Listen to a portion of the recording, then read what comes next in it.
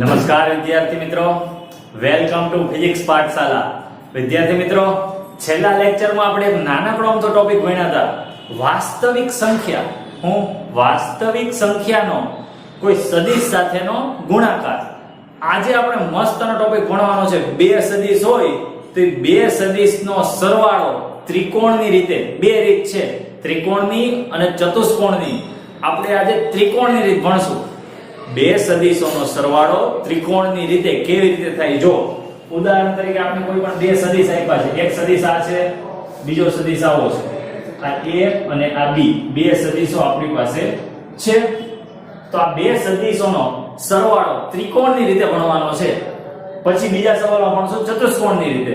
તો ત્રિકોણની રીતે કેવી રીતના કરવાનું, તો પહેલા તો આનો સરવાળો કરવા માટે ત્રિકોણ બનાવવો પડશે। તો આ સદિશને ઉચકીને હું અહીં મૂકી દઈશ આવી રીતના, જો અહીંયા આ સદિશ b મૂકી દીધો, આ સદિશને અહીંયાથી ઉચકીને આપણે અહીંયા મૂકી દીધો।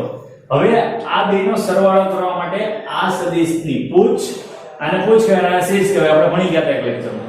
તો આ પૂછ અને આ શીર્ષ એ બેને જોડતો સદિશ ઈ આ બેનો પરિણામી સદિશ કહેવાય। એટલે આ આવશે a b। તો આ ત્રિકોણ બની ગયું, ત્રિકોણ રીતે સરવાળો થઈ ગયો।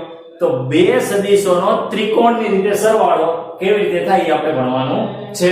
ચાલો શરૂ કરીએ। નોટ અને પેન લઈને તૈયાર થઈ જાવ વિદ્યાર્થી મિત્રો।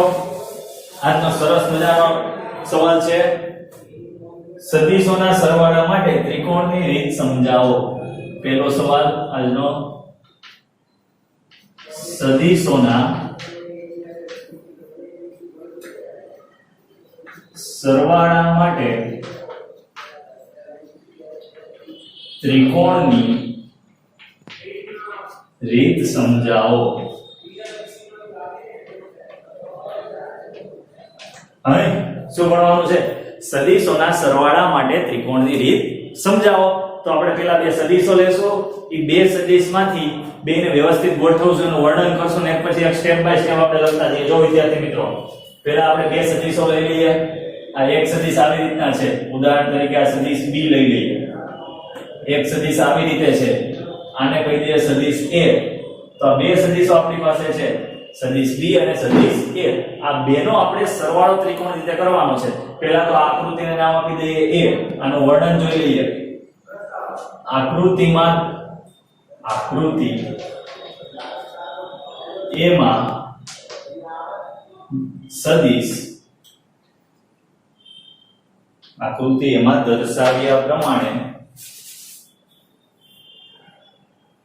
આકૃતિ એમાં દર્શાવ્યા પ્રમાણે સદિશ દેખાય છે ને વિદ્યાર્થી મિત્રો વ્યવસ્થિત? ઓકે, ચલો। આકૃતિ એમાં દર્શાવ્યા પ્રમાણે સદિશ a અને b નો સરવાળો ત્રિકોણની રીતે કરવા માટે, આપણે એને ત્રિકોણની રીતે કરવા માટે પહેલાને ગોઠવશું। હમણાં જોઈ ગયા આપણે ત્રિકોણ, તો જો આપણે ગોઠવી દઈએ એને। તો આપણે એને ત્રિકોણની રીતે, તો સદિશ a અહીંયા આમ રાખીએ, આ સદિશ a રેડી, આને આપી દઈએ o p નામ।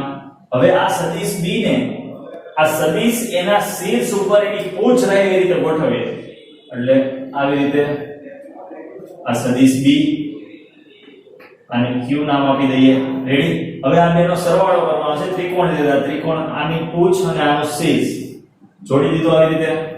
તો OQ શું બનશે, તો કે પરિણામી સદિશ r બનશે। r શું હશે, તો કે a b, આ બેનો સરવાળો હશે, એને આપણે કહી દઉં સદિશ r। અને સદિશ r એટલે શું છે, પરિણામી સદિશ, પરિણામી સદિશ, રેડી વિદ્યાર્થી મિત્રો? ક્લિયર થઈ ગયું? આ આકૃતિ b આપી દઈએ, આનું વર્ણન જુઓ। આકૃતિમાં દર્શાવ્યા પ્રમાણે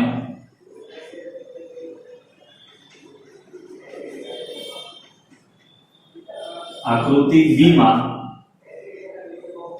દર્શાવ્યા પ્રમાણે દેખાય છે વિદ્યાર્થી મિત્રો? ચેક કરી લો એક મિનિટ.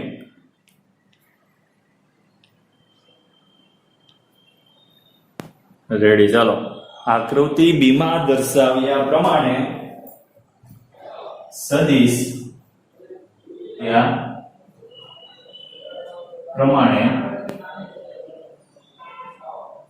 સદિશોની દિશા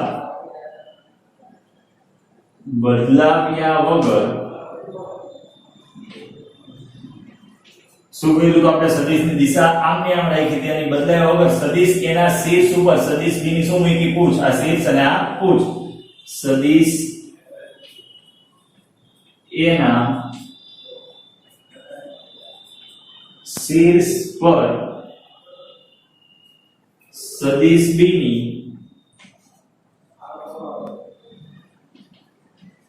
પૂછ રહે તેમ ગોઠવો.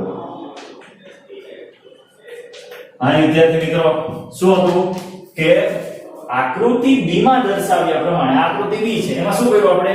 આ સદિશોની દિશા બદલાયા વગર આને આ બેઠો મૂકો, આને થોડોક આગળ લઈ જાય, આની ઉપર મૂકો. આવી રીતે દિશા બદલાવ્યા વગર સદિશ એના શીર્ષ ઉપર સદિશ બી ની પૂછ આકૃતિ બી માં દર્શાવ્યા પ્રમાણે ગોઠવો. હવે એનો સરવાળો કરશું. આ કેવી રીતે થાય જુઓ. હવે વિદ્યાર્થી મિત્રો વાત કરીએ આપણે તો પ્રથમ સદિશ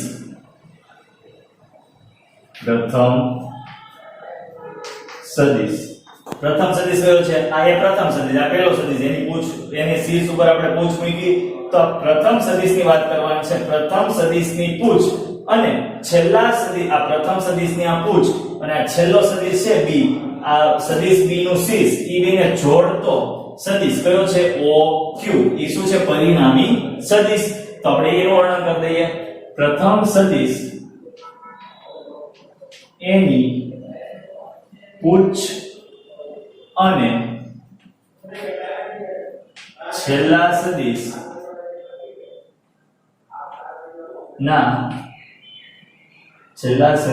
બી ના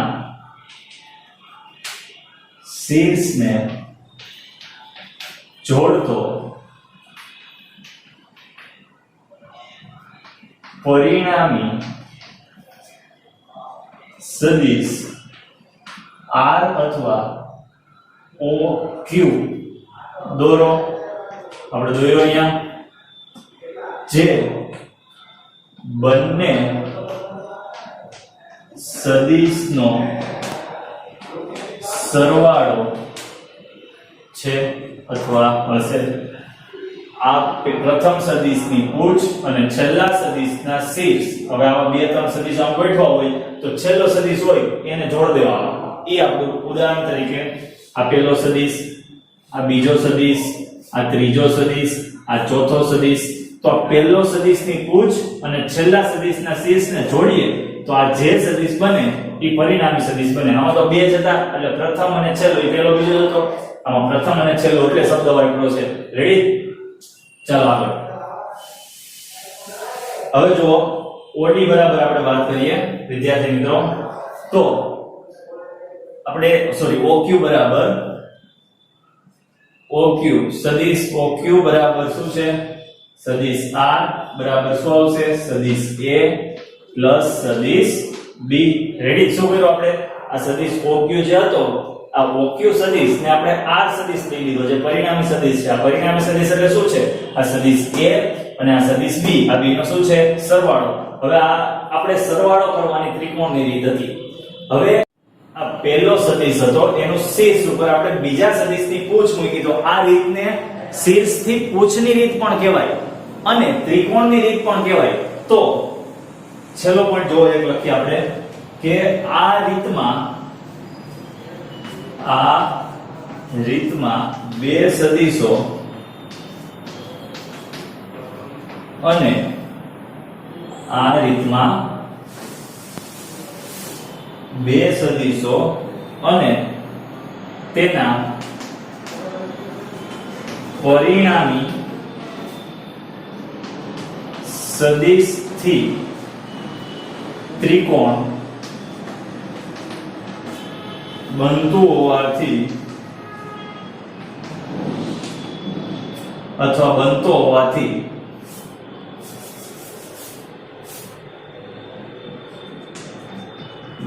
હોવાથી આ રીતને ત્રિકોણની રીત કહે છે. જોયું આ બે સદિશો અને પરિણામી સદિશ આ ભેગું થાય એટલે શું બને છે વિદ્યાર્થી મિત્રો? ત્રિકોણ. એટલે આ રીતને કઈ કહેવાય? ત્રિકોણની રીત પણ કહે છે. વિદ્યાર્થી મિત્રો છેલ્લું આપણે જોયું કે શીર્ષથી પૂછની રીત પણ કહેવાય કે પહેલા સદિશનું શીર્ષ અને બીજા સદિશની પૂછ. તો એ પણ લખી નાખીએ પોઈન્ટ. આ રીતમાં એક સદિશના શીર્ષ પર બીજા સદિશનું પૂછ ગોઠવવાનું હોવાથી આ રીતને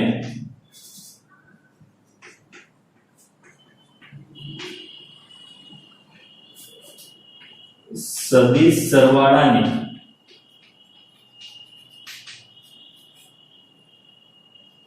શીર્ષથી પૂછની રીત પણ કહે છે. રેડી વિદ્યાર્થી મિત્રો? શું હતું? જો કાંઈ બહુ અઘરું નથી, આપણે જોઈ લઈએ એકવાર કે શું કહેવા માંગે છે. સદિશના સરવાળા માટે ત્રિકોણની રીત છે. આ જ ત્રિકોણની રીતને શીર્ષથી પૂછની રીત પણ કહેવાય, કારણ કે એક સદિશના શીર્ષ ઉપર બીજા સદિશની પૂછ મૂકવાની હોય છે. માટે તો વિદ્યાર્થી મિત્રો બે સદિશ લઈ લીધા. આકૃતિમાં દર્શાવ્યા પ્રમાણે સદિશ A અને B નો સરવાળો ત્રિકોણની રીત કરવા માટે શું કરવાનું? એક સદિશના શીર્ષ ઉપર બીજા સદિશની પૂછ મૂકવાની, પછી પહેલા સદિશની પૂછ અને બીજા સદિશ એટલે છેલ્લા સદિશનું શીર્ષ ઈ બેને જોડતો સદિશ ઈ પરિણામી સદિશ આપે. એટલે જેટલા પણ સદિશ અહીં આવતા હોય બધાનો શું થઈ જાય? સરવાળો. તો આકૃતિ B માં દર્શાવ્યા પ્રમાણે સદિશની દિશા બદલ્યા વગર આની દિશા નહીં બદલવાની, આ એમ રાખવાની, આ દિશા ઉપર છે ઈ એમ રાખવાનું. સદિશની દિશા બદલ્યા વગર સદિશ એના શીર્ષ પર સદિશ B નું પૂછ ગોઠવવામાં આવે છે. પછી શું કહે છે? પ્રથમ સદિશ A ની પૂછ છેલ્લા સદિશ B ના શીર્ષને જોડતો પરિણામી સદિશ QOQ દોરો, જે બંને સદિશનો શું હશે? સરવાળો. તો અહીંયા પાંચ સદિશ આવતો તો પાંચે પાંચનો સરવાળો તો એ લખી દીધું OQ સદિશ બરાબર સદિશ R બરાબર સદિશ A પ્લસ સદિશ B. આ રીતમાં બે સદિશો અને તેના પરિણામી સદિશથી ત્રિકોણ બનતું હોવાથી આ રીતને ત્રિકોણની રીત પણ કહે છે. પછી આ રીતમાં પહેલા સદિશના શીર્ષ પર બીજા સદિશનું પૂછ રાખવાનું હોવાથી આ રીતને આપણે શીર્ષથી પૂછની રીત પણ કહીએ છીએ. હવે જો વિદ્યાર્થી મિત્રો થોડા અમુક અગત્યના પોઈન્ટ, સવાલનો જવાબ આપણો અહીંયા પૂરો થઈ ગયો છે. એક્સ્ટ્રા પોઈન્ટ જુઓ થોડા. એક્સ્ટ્રા પોઈન્ટમાં આપણે આ સદિશનો સરવાળો છે એમાં ક્રમનો નિયમ છે એનું પાલન થાય છે એ આપણે બતાવવાનું છે. તો જો આ સદિશ A, આ સદિશ B, આ બંને સદિશને જોડતો સદિશ આ દોરીએ તો આ A પ્લસ B સદિશ મળે. આ O, P અને Q. તો OQ બરાબર શું થાય? તો સદિશ A પ્લસ સદિશ B થાય. આ બેનો સરવાળો. હવે બીજી રીત લઈએ. આપણે આના શીર્ષ ઉપર આનું પૂછ મૂક્યું તો ઊંધું કરીએ. આના શીર્ષ ઉપર આની પૂછ મૂકે તો કેવી રીતના થશે? તો જો આ સદિશ B નું શીર્ષ, એના ઉપર સદિશ A ની પૂછ મૂકી તો આ સદિશ B, આ સદિશ A ઊંધું કરી નાખ્યું.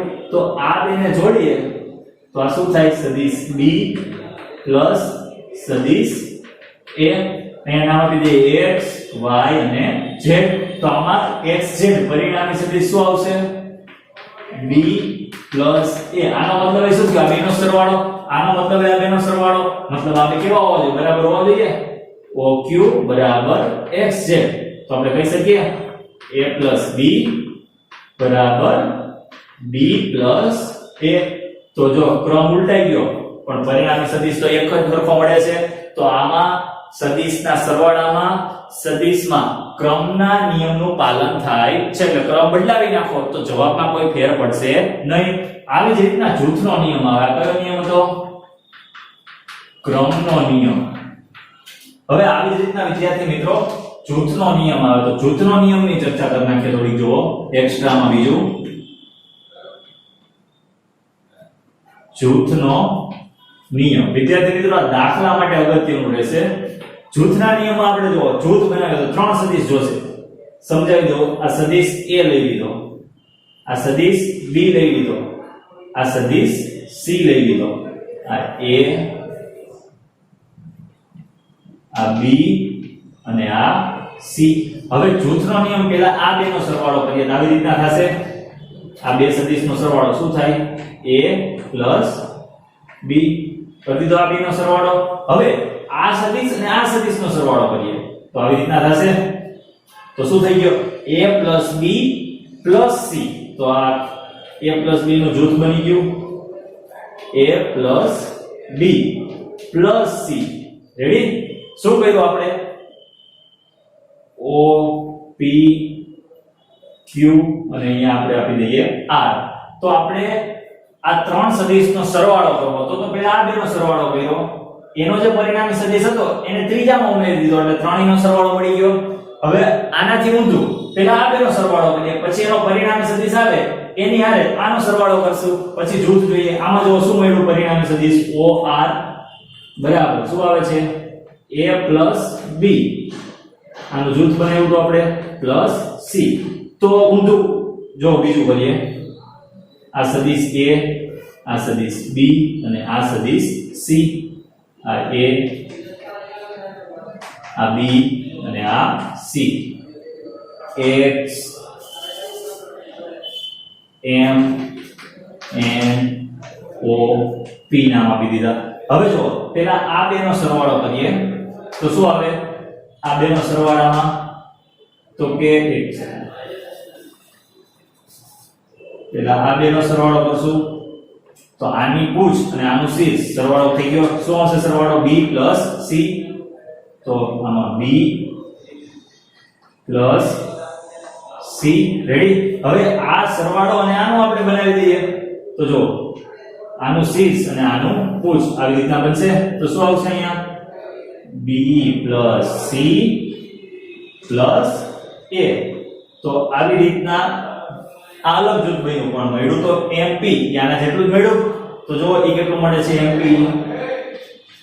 MP બરાબર B C A.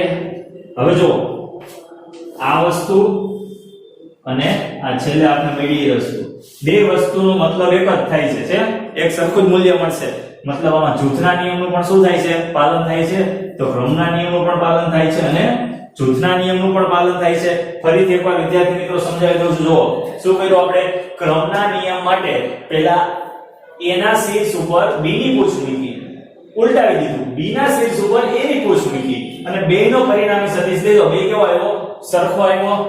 તો મતલબ ક્રમના નિયમનું પાલન થાય છે. જૂથનો નિયમ ત્રણ લઈ લીધા આપણે સદિશ. પહેલા બેનો સરવાળો કર્યો, એની હારે ત્રીજાનો સરવાળો કર્યો, પછી પહેલા બેનો સરવાળો બીજા આ બેનો કર્યો પહેલા સરવાળો, પછી એનો જે પરિણામી સદિશ આવ્યો એની હારે ત્રીજાનો સરવાળો કર્યો. તો આ બે પરિણામી સદિશ મળ્યા. એ બે કેવા છે? સરખા છે. તો જૂથના નિયમનું પણ શું થાય છે? પાલન થાય છે. વિદ્યાર્થી મિત્રો એક એવો સદિશ પણ આવે છે શૂન્ય સદિશ. જો શૂન્ય સદિશની વાત કરીએ. શૂન્ય સદિશમાં કેવું આવશે એ જોઈ લઈએ જરા. એક્સ્ટ્રા ટોપિક છે. શૂન્ય સદિશ એટલે વિદ્યાર્થી મિત્રો કોઈ પણ સદિશ હોય. આ સદિશ A છે, આની અંદર આપણે આનો જ વિરોધી સદિશ ઉમેરી દઈએ તો જવાબ શું મળે? તો આની અંદર આપણે આનો વિરોધી સદિશ એટલે આ માઈનસ A થઈ જાય. તો આની અંદર આપણે આ ઉમેરવાનો મતલબ આ બેનો સરવાળો કરીએ શું આવે? સદિશ A પ્લસ બીજો છે માઈનસ સદિશ A. તો આનો સરવાળો શું મળે આપણે? સદિશ A માઈનસ સદિશ A. તો 0 મળે. તો કોઈ પણ બે સદિશ જેના મૂલ્ય સમાન હોય પણ દિશા કેવી હોય? વિરુદ્ધ હોય તો એનો સરવાળો એટલે આપણે શૂન્ય સદિશ મળશે. અને શૂન્ય સદિશને કોઈ પણ આરે ગુણીએ તો જવાબ શું આવશે? શૂન્ય. અને ઉમેરીએ તો જવાબ શું આવશે? જે સદિશ હોય તે. ઉદાહરણ તરીકે આ સદિશ આપણે p સદિશ છે એમાં આપણે આ શૂન્ય સદિશ ઉમેરીએ તો જવાબ શું આવ્યો? જે સદિશ હતો ઈ જ આવ્યો. હવે કોઈ પણ સદિશમાં આપણે શૂન્ય સદિશ તો ગુણાકાર કરીએ તો જવાબ શું આવશે? શૂન્ય. ગુણાકાર કરીએ તો જવાબ શૂન્ય થઈ જશે. ઉમેરીએ તો જે સદિશ હોય એનો એ જ રહે. તો આ શૂન્ય સદિશની ખાસિયતો છે. શૂન્ય સદિશ એટલે સમાન મૂલ્ય પણ દિશા વિરુદ્ધ આવા બે સદિશોને એકબીજામાં ઉમેરીએ તો જે સદિશ મળે એને કયો સદિશ કહેવાય? શૂન્ય સદિશ. આ શૂન્ય સદિશનો કોઈ પણ માં સાથે સરવાળો કરીએ તો તે જ સદિશ જવાબ આવે અને ગુણાકાર કરીએ તો જવાબ શું થઈ જશે? શૂન્ય. તો વિદ્યાર્થી મિત્રો આ હતું સરવાળા માટે ત્રિકોણની રીત. બીજી રીત પણ છે ચતુષ્કોણની, આના પછીના લેક્ચરમાં ભણશું. પણ પેલા ખૂબ જ અગત્યની હતી આ સરવાળા માટે જેવી ત્રિકોણની રીત છે એવી જ બાદબાકી માટે પણ છે. એ પણ આગળના લેક્ચરમાં આવશે વિદ્યાર્થી મિત્રો. તો આ સરવાળા માટે ત્રિકોણની રીત પૂછાય તો આટલું લખવાનું. અને આ થોડી અગત્યની માહિતી હતી કે સરવાળા માટે જે ત્રિકોણની રીત છે એમાં ક્રમના નિયમનું પાલન થાય છે, જૂથના નિયમનું પણ પાલન થાય છે અને થોડીક શૂન્ય સદિશ વિશે ચર્ચા હતી. તો વિદ્યાર્થી મિત્રો આપણો આ લેક્ચર અહીંયા જ પૂરો કરીએ. આવતા લેક્ચરમાં આપણે સરવાળાની જ પણ ચતુષ્કોણની રીત ભણવાની છે. ત્રિકોણની ભણી ગયા, હવે ચતુષ્કોણની ભણશે. ત્યાં સુધી આખા લેક્ચરની તૈયારી કરતા રહો. આ એમસીક્યુ માટે ભાગ ખૂબ જ અગત્યનો હતો અને આખો સવાલનો જવાબ હતો. આ દાખલામાં બંનેનો ઉપયોગ કરીને નવા દાખલા પણ આપણે ગણશું. ત્યાં સુધી આ લેક્ચર કમ્પ્લીટ કરી નાખો. Thank you.